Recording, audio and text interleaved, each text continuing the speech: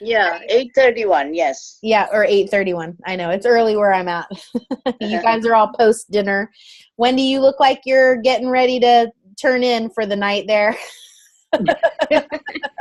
Well, my new routine when I get home from work is to take my bath and change my clothes, and sometimes I'll just put my jammies on. You know, I think that's such a great habit, like washing your hand, like at least washing your hands. But when my son was young, we used to get in the bath at like 4:00, PJs, locking it down.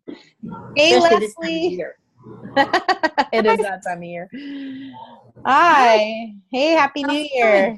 Happy New Year. Good. And Anne's on. I saw you for a second, Anne. Happy New Year. Leslie is also here. Yep, right? Leslie's there's Anne. Yeah. All right. Well, should we do like a quick check-in? I know some people are starting their practicums. You know, like let's just do real quick where everybody's at, and then we'll just dive into the material. Is that okay? Sure. Sounds good. Mm-hmm. All right. Who would like to start?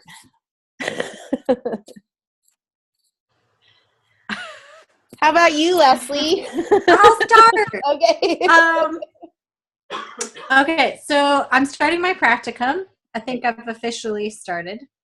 And I am doing is it self-directed? Oh, okay. Yep. I'm self-directed. I don't have a supervising teacher that is a certified Montessori teacher. But my director, who is primary trained, is certified. Okay. And she and I are meeting weekly. Oh. And then Elaine Greer is my field consultant. Okay. And she's great. You know, and Elaine's here, I think, for everybody as a resource. Is that right, Zabika? Yes, Elaine? yes. So she took on some of the practicum work to free Terry up a little bit. And so oh, good. Okay. Yeah. And well then, and I think I sent you an email with the checklist because I started feeling like it's great. Something's going to fall through the cracks. And I got a response for you from Terry and Elaine, and there is a checklist in the green book, and so but they really liked your So I'll forward it to everybody so that everybody has that checklist. But that's one of the topics of our like the IGs meet monthly for the infant toddler. And so one of the topics was about the practicum, and really we talked a lot about observation and how critical it is, and making sure that all of the adult learners just know how important that observation is going to be. And so being really organized on the front end with a checklist, or just knowing kind of what the expectation is going into the practicum, is going to be really helpful, because it can become really overwhelming very quickly, I think. Yeah. And also, you know, as I mentioned that many times, that observation is the key for, you know, being in a Montessori environment. Because without observation, you cannot prepare the environment, right? It's the method. And and also it helps you to develop your spiritual preparation. It helps you, and it actually opens the door for every aspect of the Montessori environment, Montessori philosophy. Mm-hmm. And there are two parts. One is observation, another part is the record keeping. All the checklists that you're talking about, those are all record keeping. And that's the easy way that you keep the records, so that it helps you to go back and look at it, and then you know who needs what are the needs for the children, and that's how you prepare the environment. Mm-hmm. So without observation, you cannot be a Montessori teacher. And you any aspect of life, and you want to be in any environment, you must observe that environment, and you have to make sure that you're the right person for that environment, or that environment is the actual place that where you want to be, right? And so that you can perform 100%. Hi, Chris. Hi. Happy New Year, Laura. Happy New Year, you guys. I think that's it. I mean, that we spent about an hour talking about how, and we also talked a little bit about how that Paul Epstein's book is almost like a it's not necessarily an introductory book. It's maybe a book that's a little for someone who is, there's just a range. And so some adult learners, I think, have found the observation book a little inaccessible. And one of the things that Elaine mentioned that I wanted to pass on is that when we observe, just taking a running record and then going back and looking for everything that we observed that had to do with fine motor or the hand, and underlining that or circling it in like a color pencil, like a purple or whatever. And then going back and looking for everything that has to do with a behavior, and using a different color of pencil to highlight those things. And just really, I think that sometimes we end up overthinking it. So, but to wind back down to, we're all doing a check-in. So, hey, Laura, hey, Anne, and Chris, I see you guys joined. It's good to see you. So I'm just asking, Leslie started checking in. She started her practicum. I think that's going to be kind of a hot topic of discussion this session, as well as the material from now, it seems like forever ago. Right. I had to like refresh, and I was like, oh, right. I watched all these videos about birth and, but Leslie, you were saying that you do have the benefit of someone who has Montessori training, even if it's not in at this level, and that they're potentially going to be able to mentor you. They'll be a great resource in terms of observation, right? And supporting you. They should know how important that observation is. And so you're set up weekly meetings, connecting with your director. Yes. And part of my goal with the meetings is to share the information that I'm learning with her. So I'm trying to, in a subtle way, educate her in terms of the needs of infants and toddlers. Good for you. So yeah. Trying to sneak it in there in a very humble way, without feeling like I'm lecturing or that I'm even leading the conversation. So the way that we set it up was to have a goal for the week, an observation goal for the week, like either a specific question that I'm asking, or maybe an observation tool that I'm using. And I think most of the times I'll be picking the observation based on the topic that we're talking about.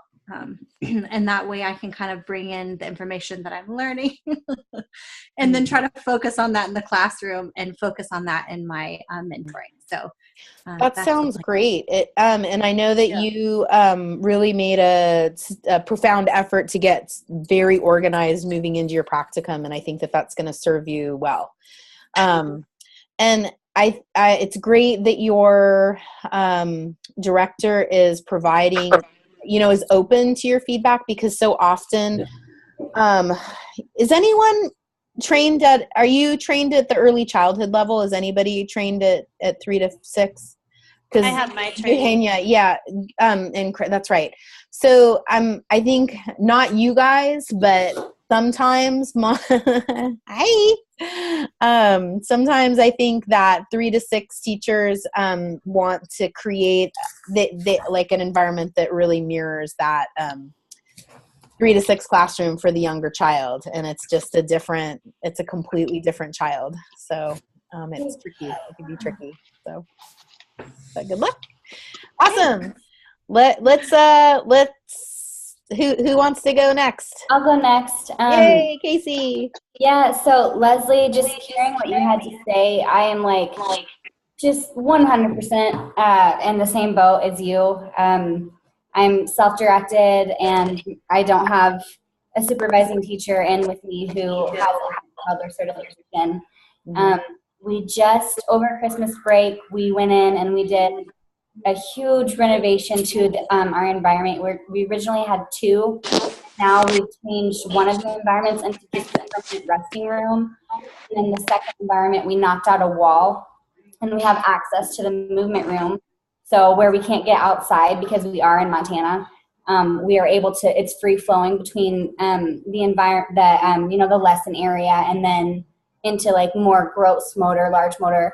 That's great. Yeah. It is great. It's super, I can see such a difference. And we put in, we put in so many new like practical life lessons and works like that. Honey, just a second. But the only, Elaine is, I'm working with Elaine, and she told me, because she had observed my room before break, and she had some really great advice on the materials that we had in the original environment. She said were being used like toys as opposed to being used as work. And she said once we get more practical life things in the environment, we're going to see work being done. And today is our second day in the new environment, and I can already 100% see a difference. The only problem is, like I said, the lady that I'm working with, she's she's the director of the school, and she's also the 3 to 6 teacher. So all of the lessons are probably not super appropriate. I don't know. So it's stressful for me with that, because I feel like we really haven't covered a whole lot of that in here. And they're like, well, what do we need to put in the environment? So I showed them the inventory, and we're, doing lots of pouring water work and spreading jam on crackers and orange juicing. Great. But I feel like maybe it's a bit too much, because it's brand new to the children as well. They walk in the first day back from break and they're like, whoa, new room, new materials. Yeah. And they're so excited about it. So what we've been doing is, like, for example, today we had 19 friends. So we'll just, it is nuts. That's so many children. How many teachers do you have? 4? 4 on the days that we have 19. Typically we only have 3 teachers. And on Friday, when we have 14 friends, it's just 2. And I said, you know what, I really, really, I understand that I can't ask you to, I'm going to put you down unless you can sit nicely. I've explained that I know I can't ask them to, cap off the maximum at something like 14, because I know that's going to have to, boost tuition, and I know that's a lot to ask. But I'm like, I genuinely don't think that I can do what you're asking of me with 19 kids. I can try, and I'm feeling so much pressure from it, but she told me that once we have a normalized classroom, then she'll consider lowering the maximum amount of children, because then she said, then we can show the parents, this is what we can offer you, and this is why tuition is so high, because it is authentic Montessori. And I understand where she's coming from, but on the same breath, I'm like, I'm not going to be able to make that authentic Montessori environment with 19 friends. Let's lower the number right now so we can say, look what we can do. Look what these children are capable of. Right now, it's just like wrestling or herding a bunch of cats, But I will say it has been much better with the practical life being introduced. I am seeing so much more work. And it's a breath of fresh air, but it's also I can't sit with one child while they're doing a lesson, and then I've got 3 others who are running around looking at all these new works and wanting to do them. And you know what I mean? It's just, right. I'm feeling a lot of pressure from that right now, and I'm super stressed. Yeah, I can imagine.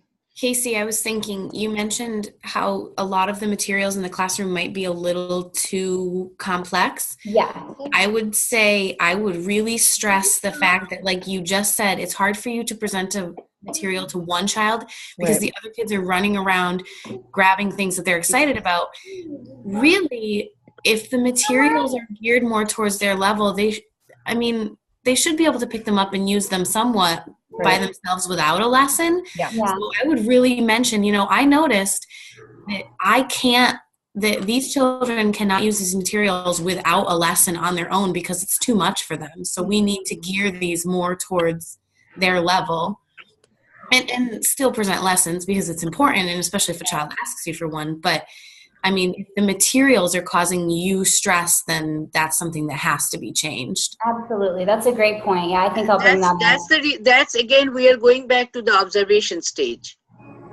You have to observe your children before you put the materials out in the environment. Right. You have to keep it in your mind that we are preparing this environment not because we want to teach them. We are preparing the environment because they need it.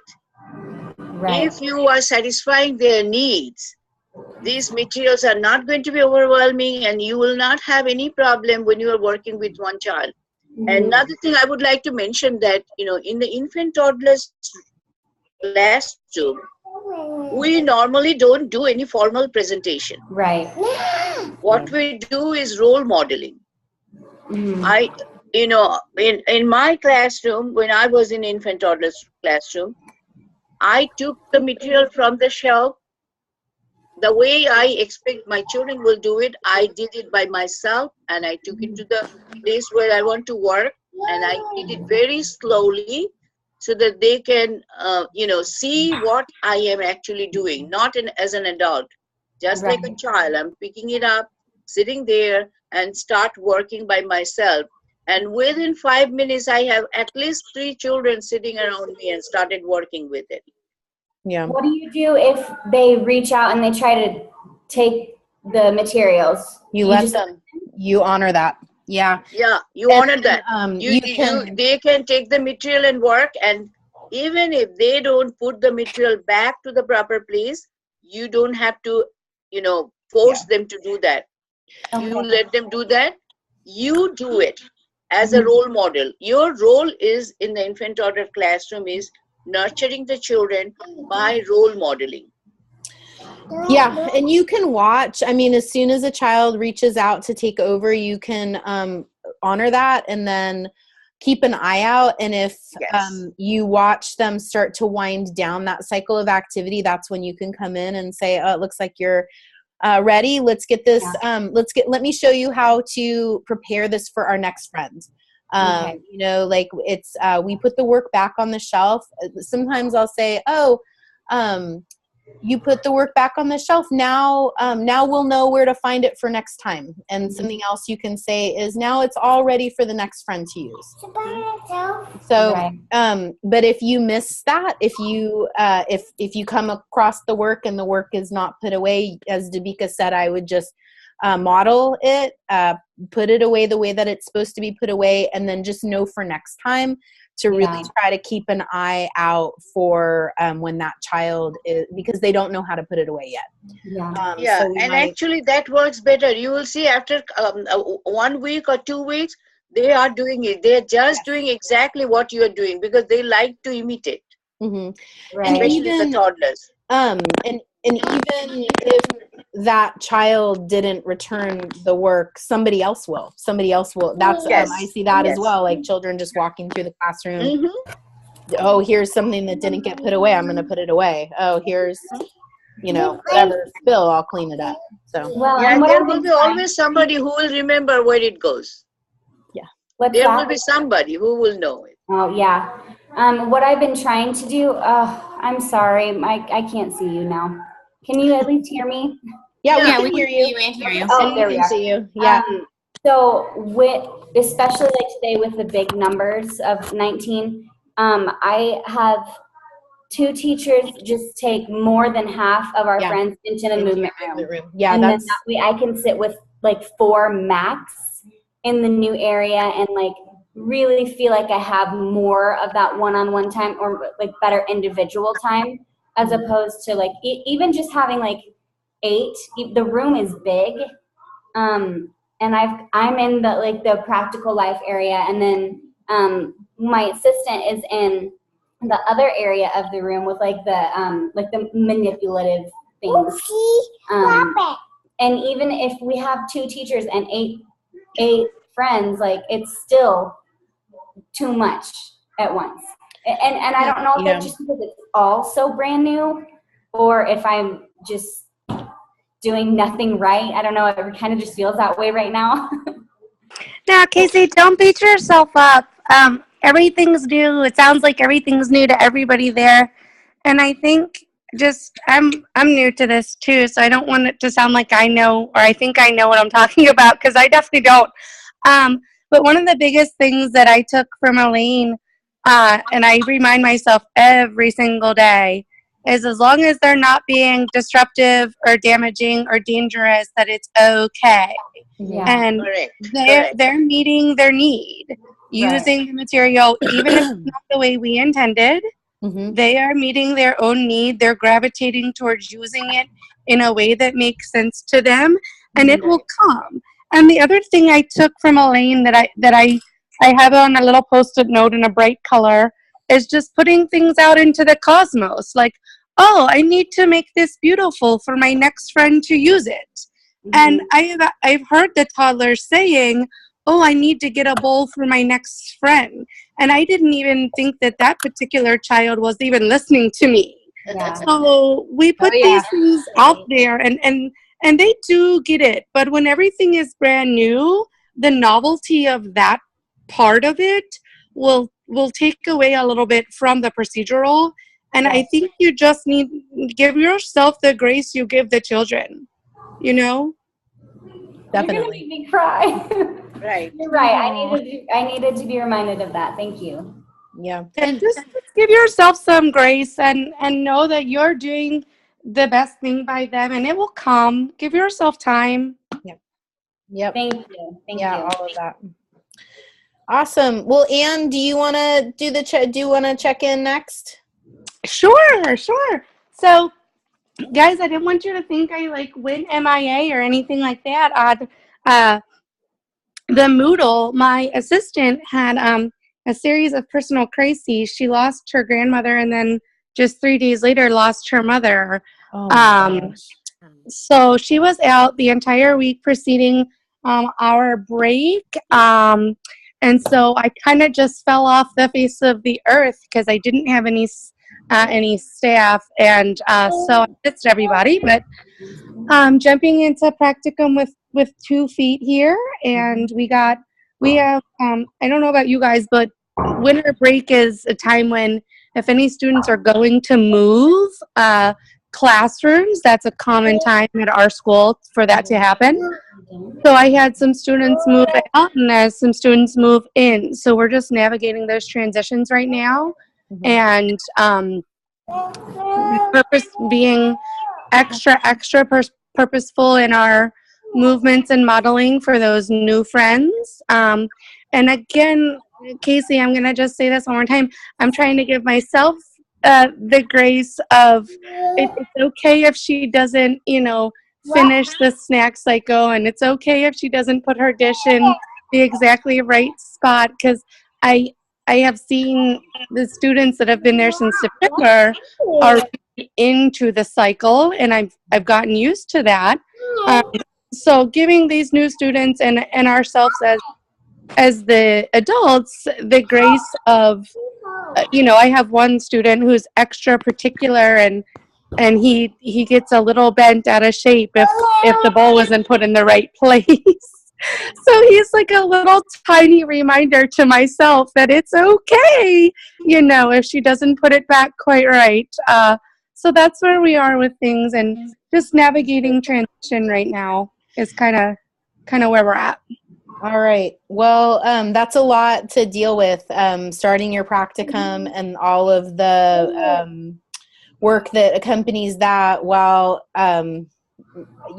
because typically, like pretty much in every program that I've ever taught for, everybody does the academic portion and then starts their practicum after they've had the whole. And I know that that's not I know that MACD allows for you to start your practicum after a certain number of academic hours.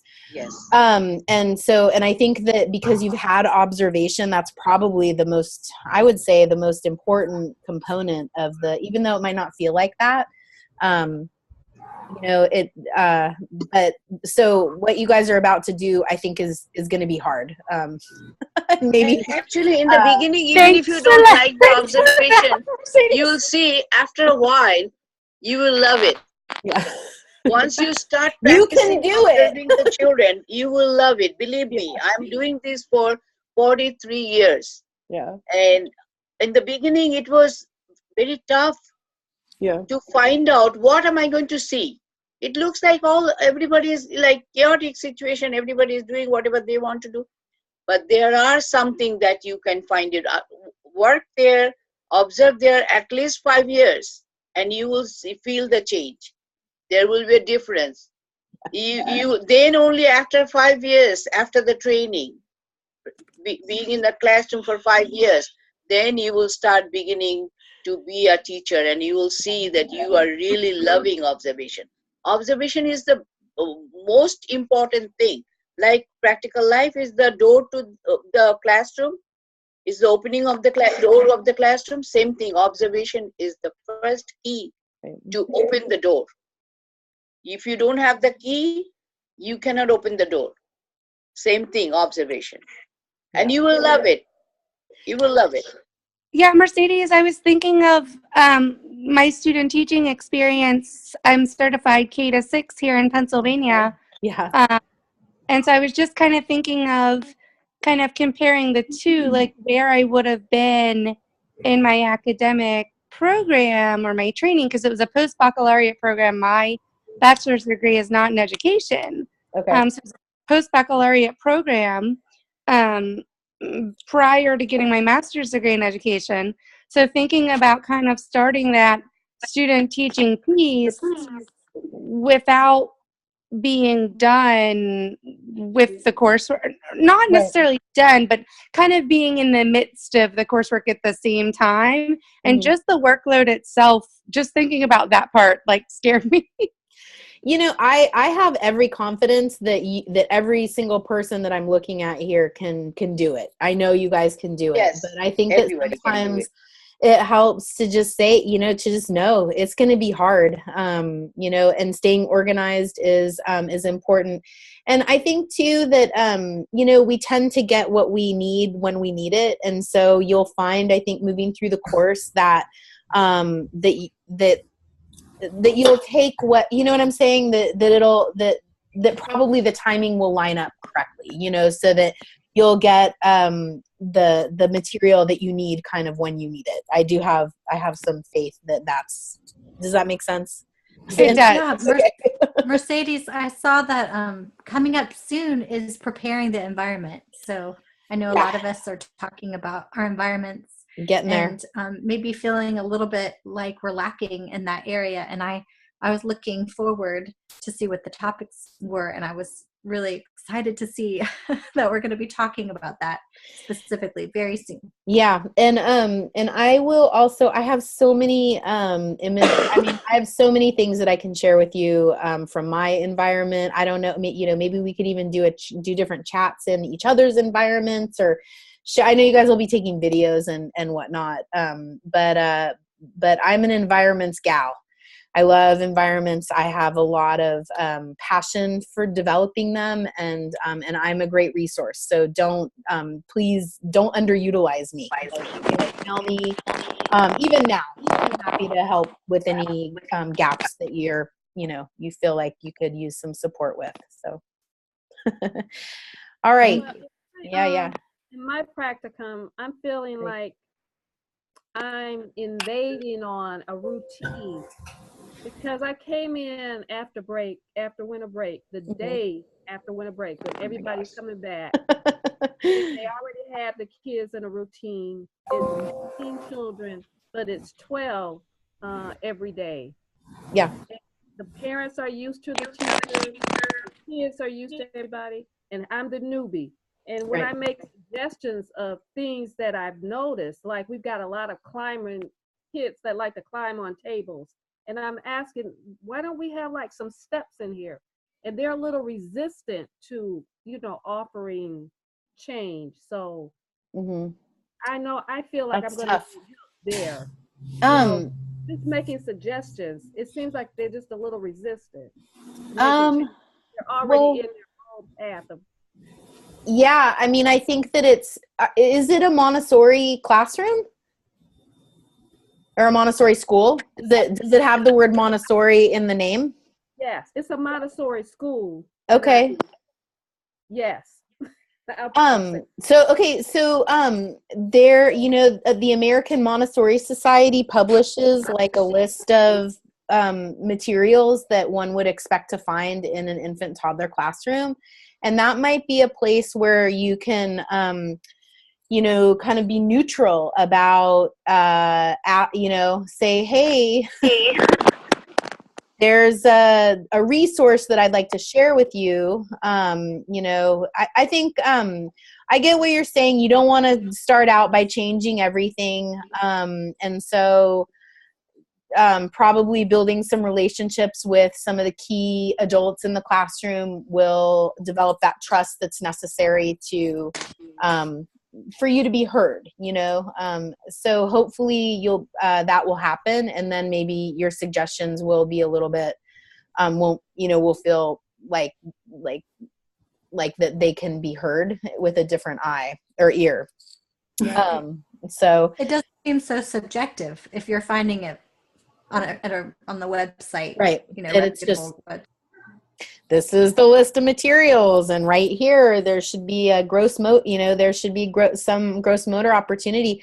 But just by virtue of the fact that your observation is that the children need to move and they're being redirected from a you know, it's not safe to climb on the tables, or it's not sanitary, or whatever, you know, you can climb down, like that tells us that there's something in the environment that needs to shift. And if they're not willing to purchase an apparatus, then we have to find some ways that we can offer like a gross motor activity to the toddlers, so that they get the benefit of that activity, even if there's no apparatus. So maybe you know, trying to get them all to, or trying to engage them in Simon Says, and do some big, you know, stretching. Simon Says, put your arms wide. Simon Says, climb up on your toes. You can get them on their backs and riding a bicycle. So, so finding a way to redirect that, that need for movement so that you don't necessarily need, I think you're right, personally, that they do need a climber, or they need something. But until your administration is willing to bring that in, you have to rely on some other kind of ways to get them moving that are productive. So, so what other, how about the routines? Like, how about the caregiving routines and all those things? How are those feeling? You know, taking the children to the bathroom, or teaching them the toilet, you know, nap time, meal time. Do those feel, like, you know, like they're nice times with the children, for the children? Snack time and the nap time is a good transitional time. The bathroom time, I'm still laying back on that. The way they're doing it, I just have to learn how to just sit back and observe, because it's certain things that I'm not sure that, you can tell they're still doing a lot, but they think that they're doing it right because it's their routine, is the way they've been doing it. But I'm not seeing a lot of independence for the child, except for pick up your diaper, and that, you know, the kid knows how to bring the diaper in. But after that, it's all teachers. So yeah. So I'm just laying back and trying to get used to the routine. So I don't want to rock the boat. I think that's a good strategy on the front end, you know, just going in, kind of getting the lay of the land, building relationships, because once you are laughing and joking with those teachers, then they are going to want to follow you, you know. And also you're taking the training.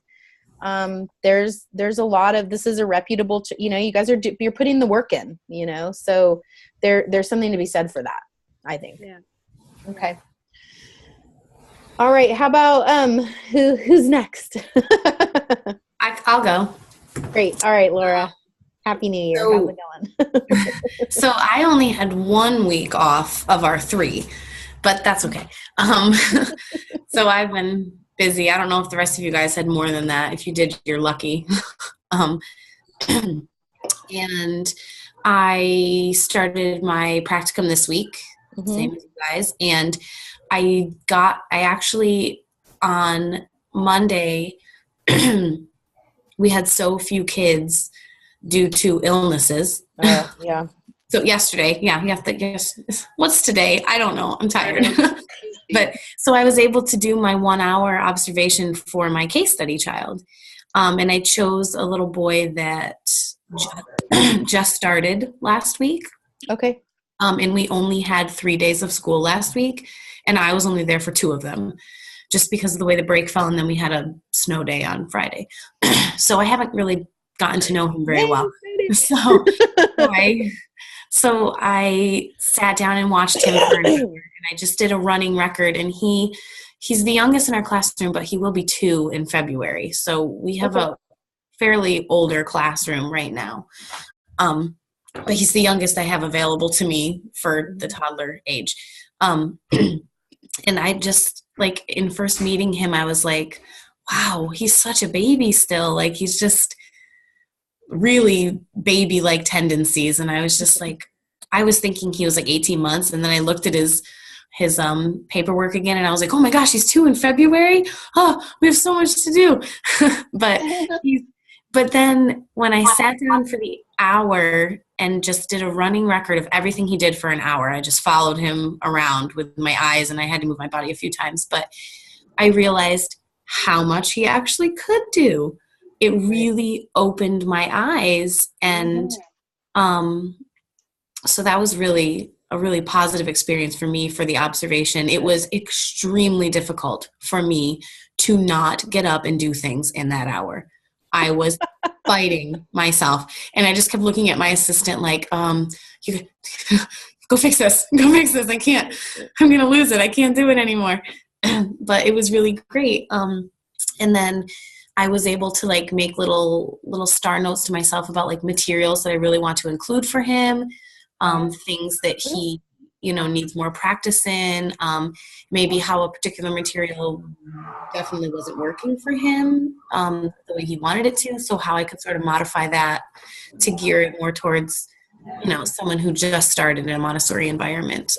Most children in their homes are not transferring beans with a spoon, so it's just not something they're doing, or pouring. But one of the really beautiful things that I saw him do was we have these little metal cups, and they're kind of like what you would measure like tequila in for mixed drinks or something, those little metal, and they also use them to measure like flavored syrups for coffee. I think that may be where we got ours. But I have rice in them, and he had spilled the rice. It's supposed to be a pouring work.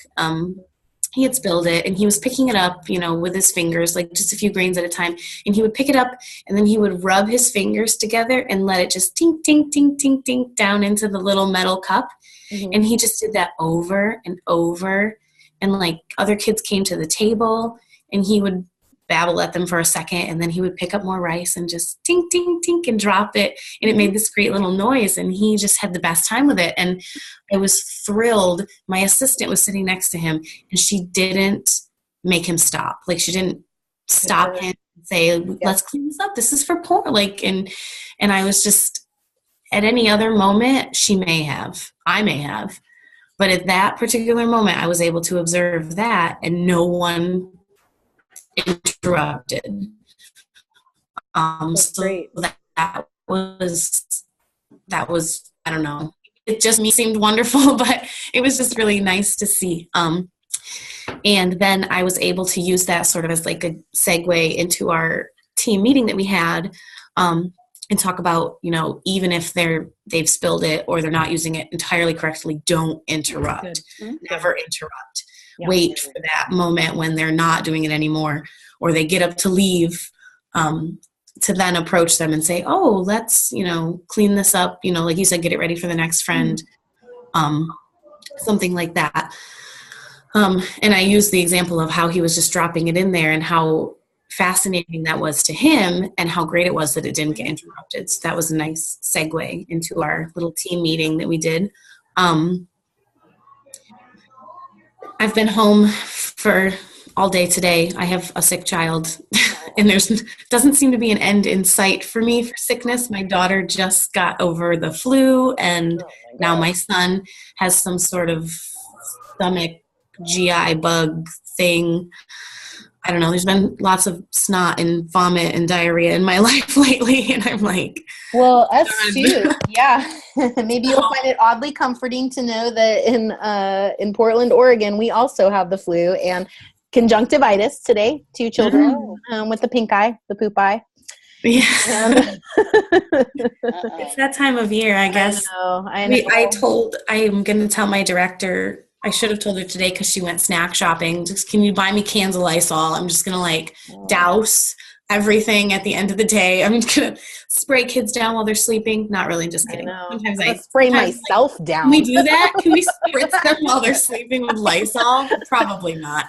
But oh man, I wanted to just miss the bleach and then walk through it, like perfume. Like it just sanitize me. Yeah, it's been kind of yucky, but I'm sorry. Hopefully I'll go back to work on Thursday.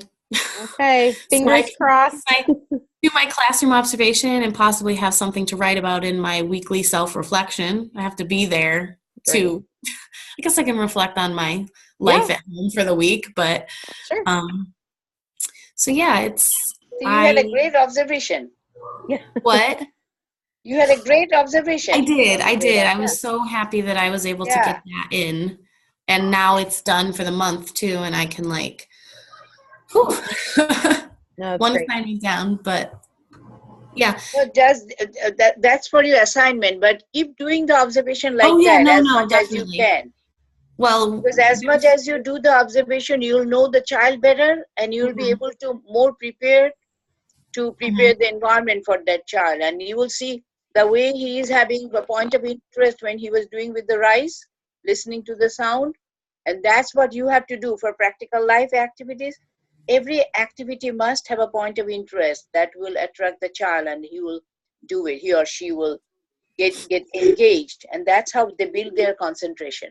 Mm-hmm. Yeah, we have a staff development day this coming Monday, and I'm gonna be switching some materials just because I did like a complete overhaul of our classroom before we had to send in our practicum information and our photos.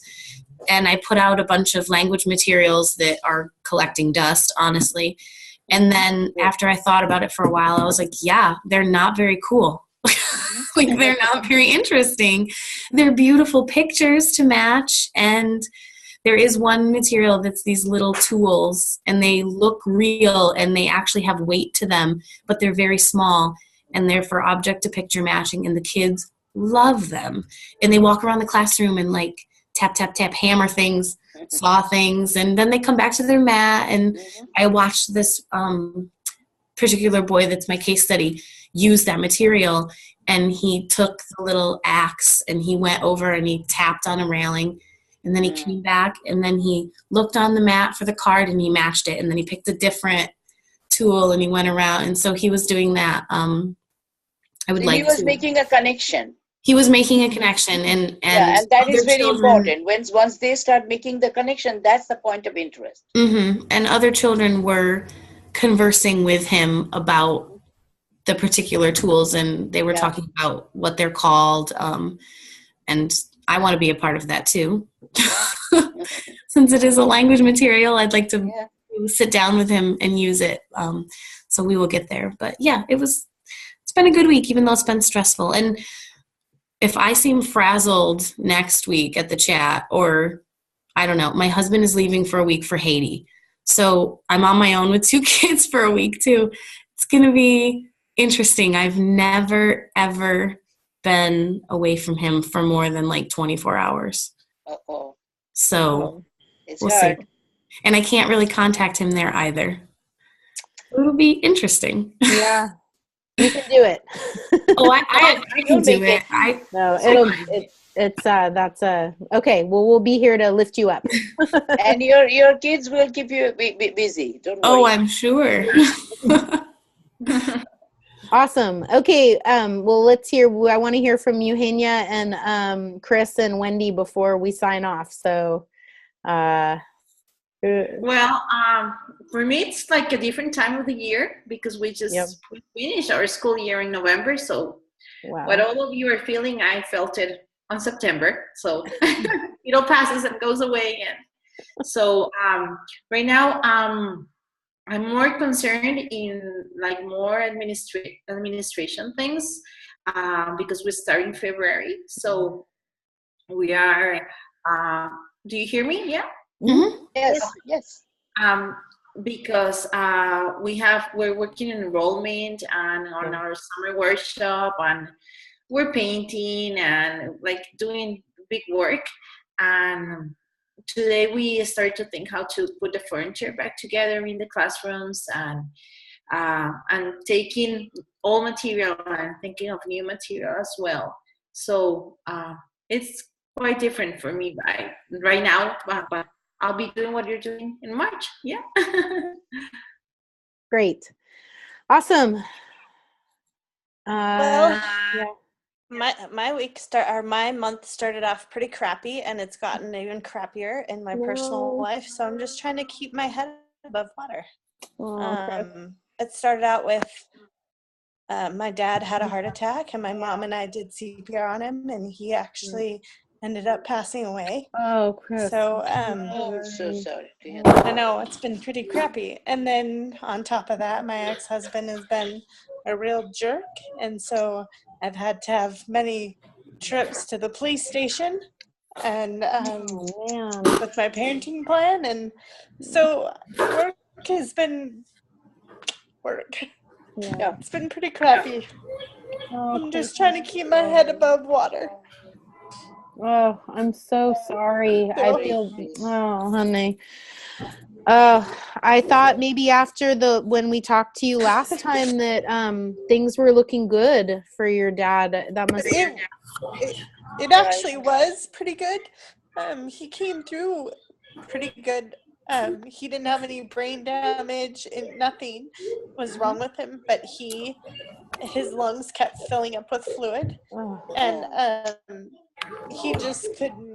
He was too weak, and he just decided that he was done. So.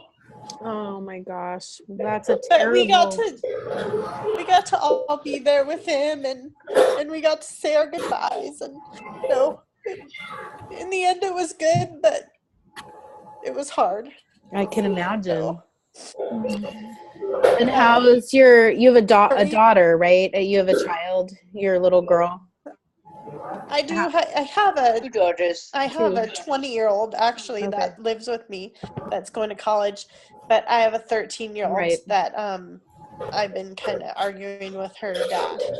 He's been having a hard time with her dad, and she's been trying to tell him how she feels, and he's not following the parenting plan, so I've had to call him on some stuff.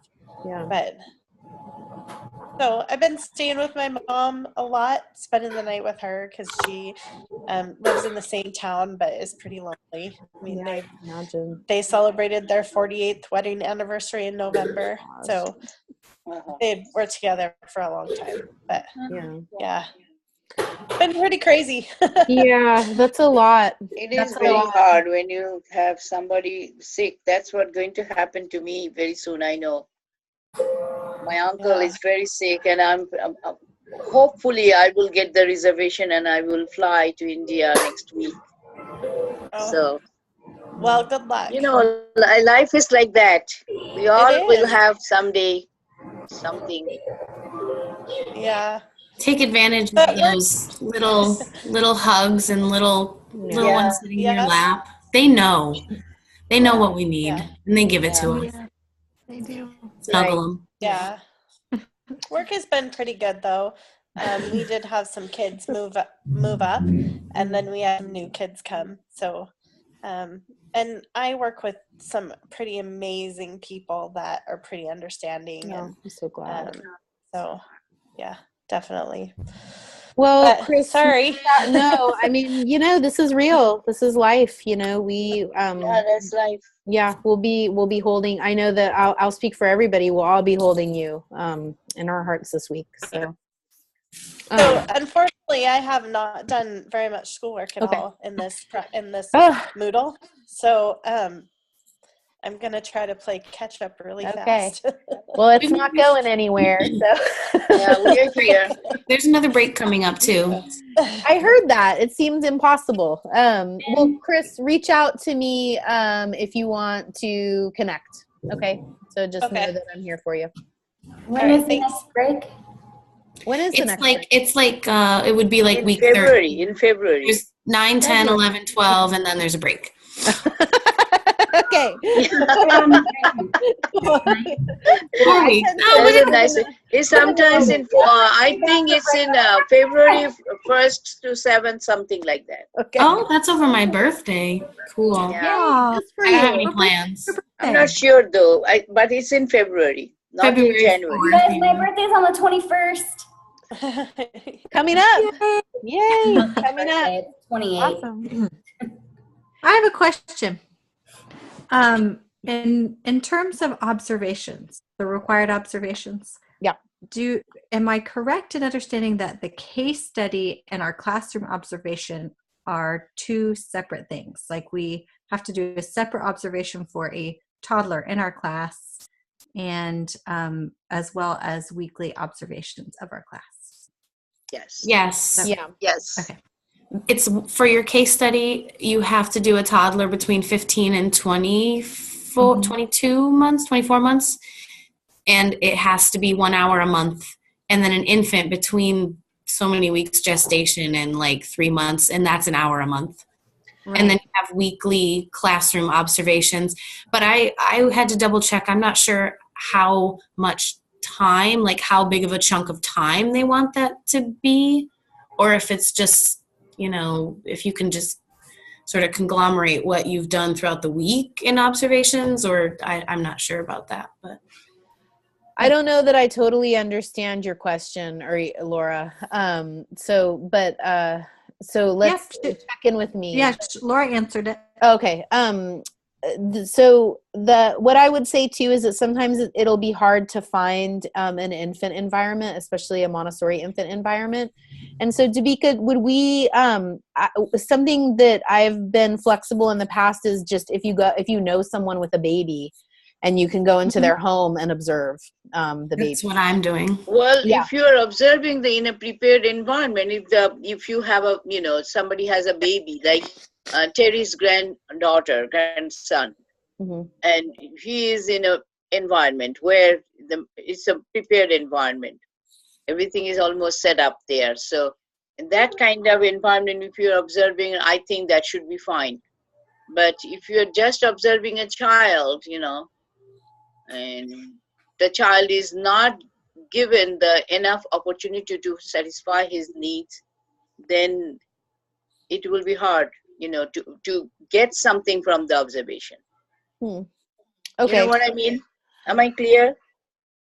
What I'm saying is that we are observing the child in a prepared environment, and that helps us to prepare the environment according to the need of the child, right?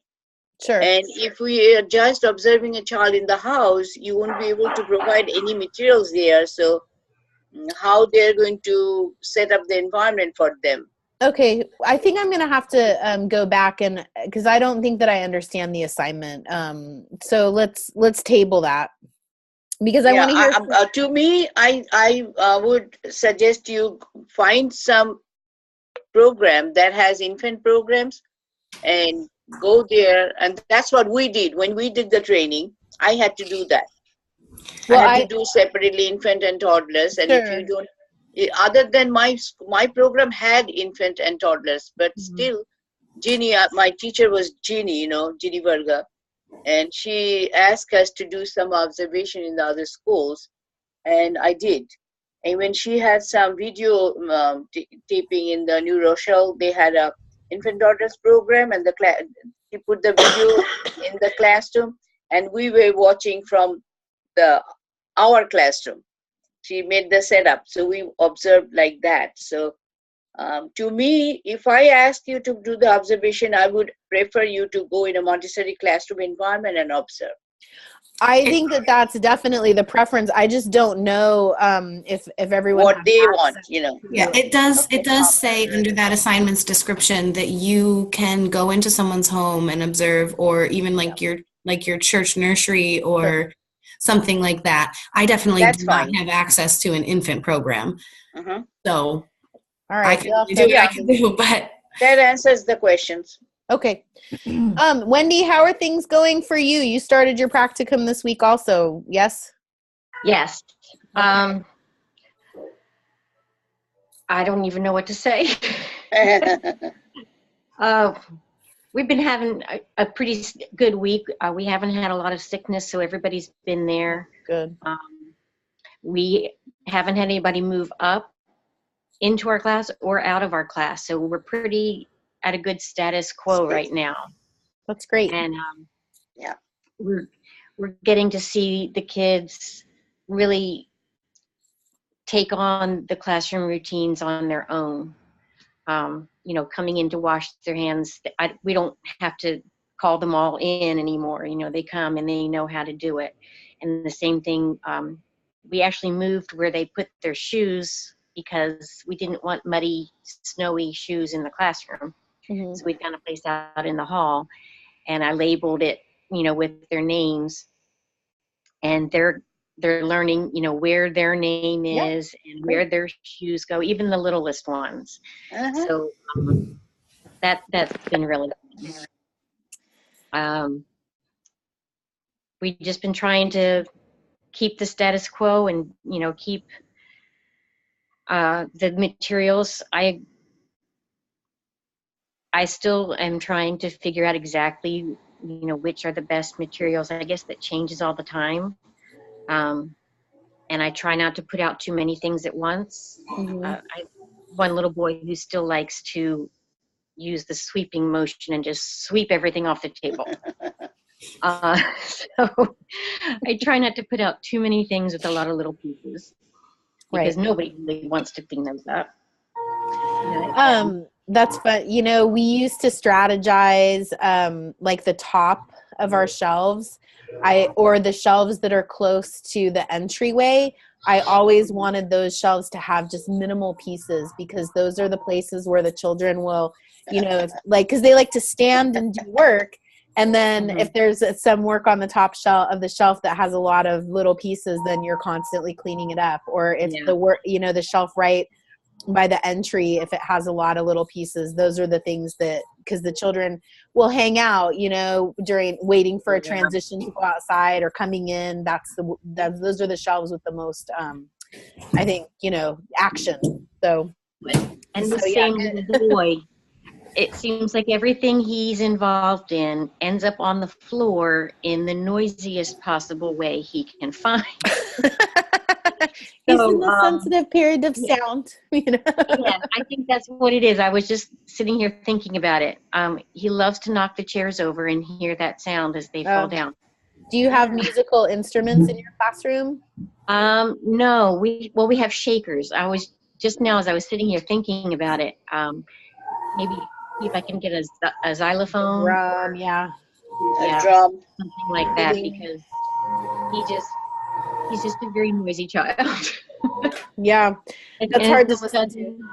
The sudden loud noises kind of get to me. Like the sound of a chair hitting the ground.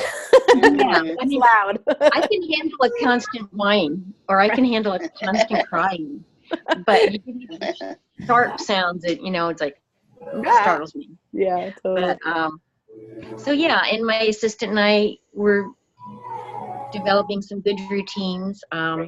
My director watched a webinar last week, and she came in all excited about it, how we're not supposed to say good job. Oh, yeah. And so we had a whole big discussion with that at our staff meeting. And I said, I have a list that I got at my my residential on things you can say instead of good job. Yeah. So our whole school is working on that right now. That's great. We're going to keep each other accountable, and if we find something that really works with a particular child, we'll share that. So so that's going well. I haven't done any formal observations. So that's on my list for this week. Yeah, good. That's great. Well, good for you to address as a staff, evolving your language to be more consistent with the Montessori philosophy. We do little activities like that as well. And so something that the teachers do, because you don't want to call somebody out necessarily in the moment when they say good job, but at the same time, it's important to call attention to it. So some of the classrooms came up with like code words, so that they can say, but there has to be so much trust there to be able to have that kind of a relationship with another adult where you can really work together to kind of help each other learn new behaviors. So, I think we have that kind of rapport. That's great. It's a small school. There's only 5 of us teachers, and so we feel pretty comfortable telling each other what's what. Yeah, telling each other and admitting, saying, "Oops, I did it again." Yeah. Just give each other a look, like, now you know. Yep.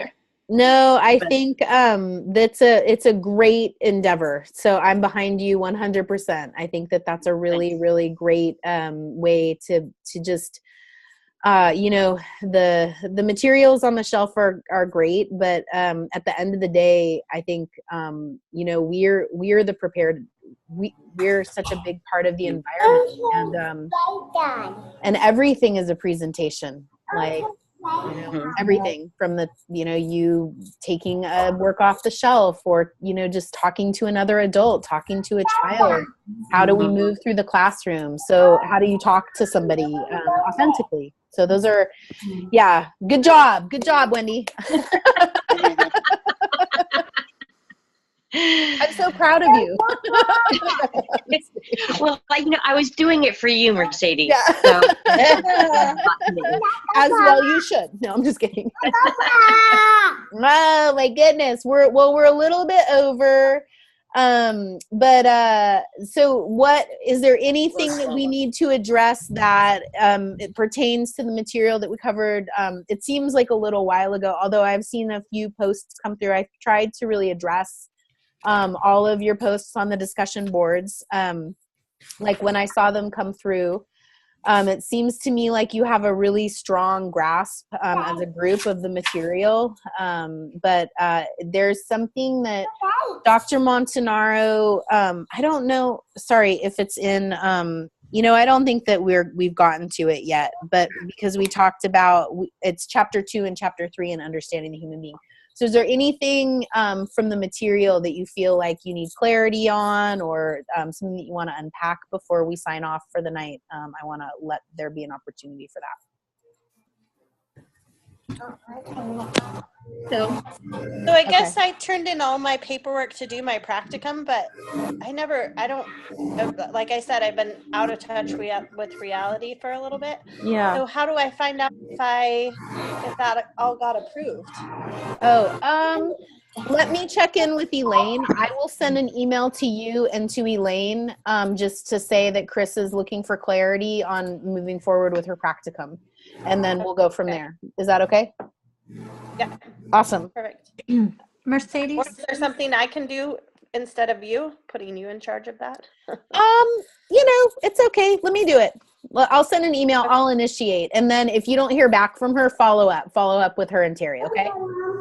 Okay. Yeah. Right. No, I'm happy to help you out. Okay. Yes. Right. Leslie. Did somebody say my name? Sorry. I did. I was just going to add that I found the resource list from American Montessori Society. Yep. And I posted it on the community corner. Oh, yeah. Thank you. Yeah, that's great. Okay, so Kathy, that might give you a little bit of like a way to just kind of neutrally, approach, because the expectation when you're in your practicum is that you'll have a range of didactic materials that are aligned with the Montessori expectation. So all right, awesome. So good to see everybody, and I'm excited to get back to it. And again, just reach out to me. I'm here. So email is the best for me. So if you need me, I know that some of you have been emailing me. Sometimes it takes me a day to respond, but I really try to get back in touch with you within a day. And I just want you to know that I'm here for you. And especially as you move into the practicum and you start to, when there's challenges, just don't hesitate to contact me. Okay. I'm here. Same thing with me too. You can email me at any time. Yep. And I will definitely get back to you. Great. All right. Well, I know Dabika, just keep us in the loop with your plans, and we will, all of our love and light to you as you go. And I will share my schedule as soon as I get the reservation. I will share that with all of you. Thank you. Awesome. Great. Okay. Well, my best to everybody, and I'll see you guys next week. Bye. All right. Thank you. Bye. Thanks. Bye-bye. Bye, guys.